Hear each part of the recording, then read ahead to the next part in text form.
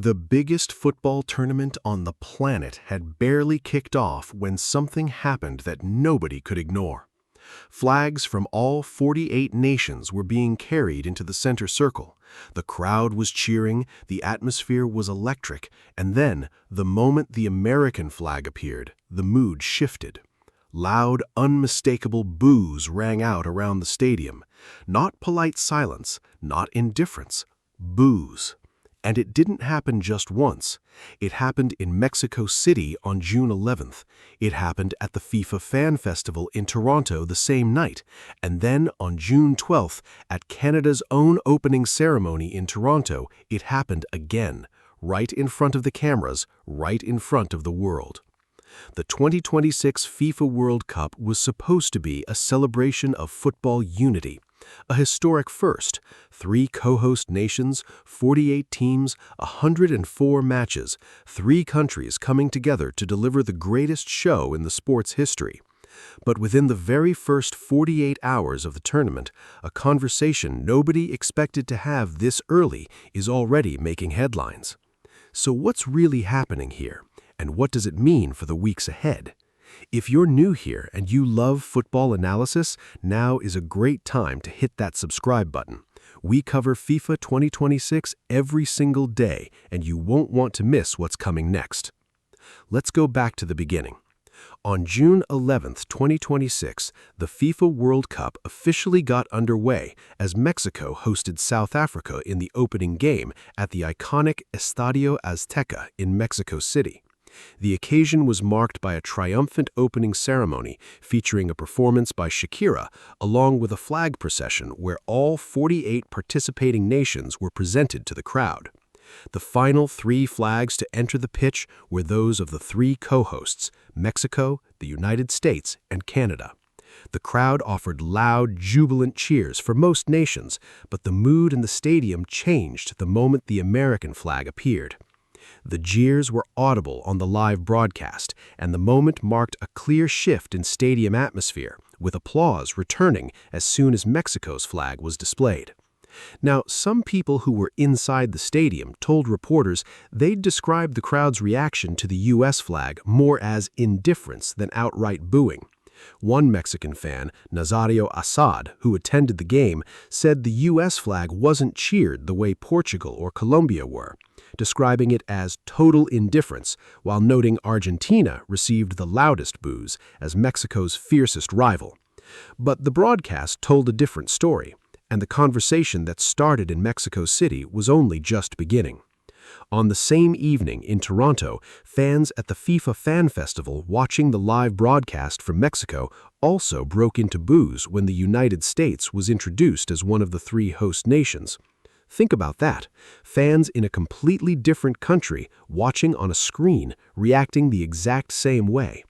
And then came June 12th, Canada's opening ceremony in Toronto ahead of their Group B match against Bosnia and Herzegovina. Following a rousing introduction by Canadian-American actor Will Arnett, Canada honored each of the 48 nations with a flag ceremony. Flag bearers carried out flags for all 48 countries, ending with the 3 host nations, Mexico, the United States, and Canada. The crowd in Toronto booed the announcement of the U.S. flag before erupting in cheers for their native Canada. In Toronto, the response was far less ambiguous than it had been in Mexico City. Multiple videos from the ceremony showed the USA flag receiving a clear and loud negative reaction from supporters, much harder to miss or dismiss. Singer Michael Bublé, a proud Canadian, then performed to a crowd that had just made its feelings very clear. This was no longer a one-off moment. This was a pattern. 2 cities, 2 ceremonies, 2 separate crowds, the same reaction. If you're finding this story interesting, don't forget to subscribe. We're going to keep breaking down everything that happens at FIFA 2026, match by match, day by day. Here's where things get interesting, because when you start asking why this is happening, the answer isn't simple. There's the football side of it. The USA-Mexico rivalry remains one of the most emotionally charged in international football. The iconic 2-0 scoreline, the margin by which the U.S. repeatedly beat Mexico in high-stakes games during the 2000s, became a chant, a symbol, and a cultural shorthand for American success at Mexico's expense. That history has never sat comfortably with Mexican supporters, and the opening ceremony provided a global stage for those emotions to resurface. That alone could explain some of what happened in Mexico City. Rival fans expressed themselves. That's football. That's always been part of the game. But Canada is a different story. Canada and the United States don't have that same deep football rivalry, so something else is driving the reaction from Canadian crowds. And that's where the conversation around the tournament structure comes in. Many supporters in Mexico and Canada have expressed frustration over the distribution of matches. The U.S. is hosting 78 of the tournament's 104 matches, while Mexico and Canada are hosting only 13 matches each. Some fans believe the arrangement has left Mexico and Canada playing a much smaller role than originally expected. 78 matches, that's 3 times more than the combined total for the other two host nations. When you frame it that way, it's easy to understand why some fans feel the tournament's identity has tilted heavily in one direction, even before a ball was kicked. That dynamic has fueled resentment among supporters who feel the tournament's identity has tilted heavily towards the U.S., and the opening night boos were a visible expression of those tensions.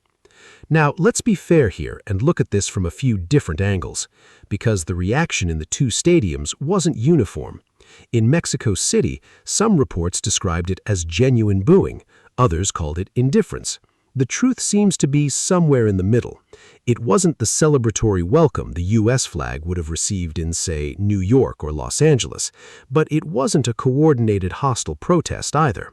In Toronto, though, the boos were much harder to miss. The Canadian flag drew huge cheers, while the U.S. flag was met with clear boos from sections of the crowd. And here's the bigger picture that makes this more than just a stadium moment. The build-up to the 2026 World Cup has been marked by various controversies involving the U.S. and its co-hosts. Over the past year, tensions have also been felt between the U.S. and its northern neighbor over tariffs, immigration enforcement, and various trade disputes, and that context has fueled resentment among many Canadian supporters.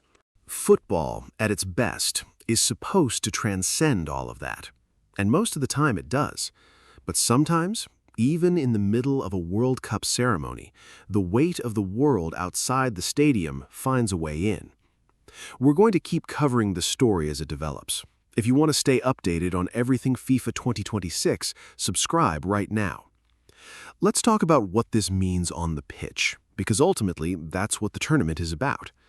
Mexico kicked off their World Cup campaign on a high note, defeating South Africa 2-0 at the Estadio Azteca. The comfortable victory secured 3 crucial points for the co-hosts, placing them level with South Korea at the top of Group A.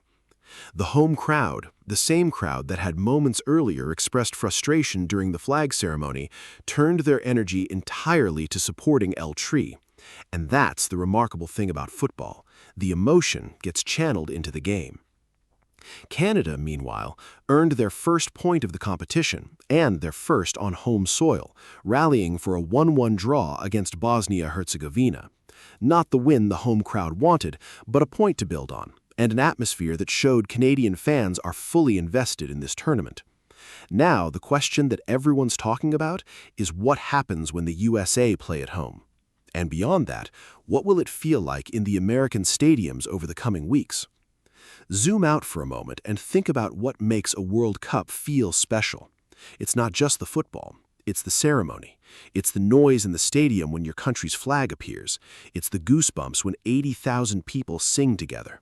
It's the feeling that the entire world has gathered in one place to celebrate one sport. The 1994 World Cup in the United States is still remembered as one of the most commercially successful tournaments of all time. 2026 has the chance to do something even bigger. 48 teams, 104 matches, venues from Vancouver to Miami. A tournament that genuinely stretches across an entire continent. But moments like what happened at the opening ceremonies serve as a reminder that atmosphere isn't guaranteed. It has to be earned. The best-case scenario? The football takes over.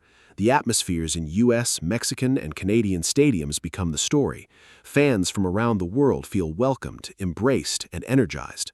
The more challenging scenario, those early moments set a tone. FIFA, for its part, has made no official comment on the flag reaction. And it should, because this is still the World Cup, still the greatest show in the sport. So what happens next? The group stage runs till June 27th. Matches are spread across 16 host cities in the United States, Mexico, and Canada. There will be more ceremonies, more flag processions, more moments where the three host nations share a stage together.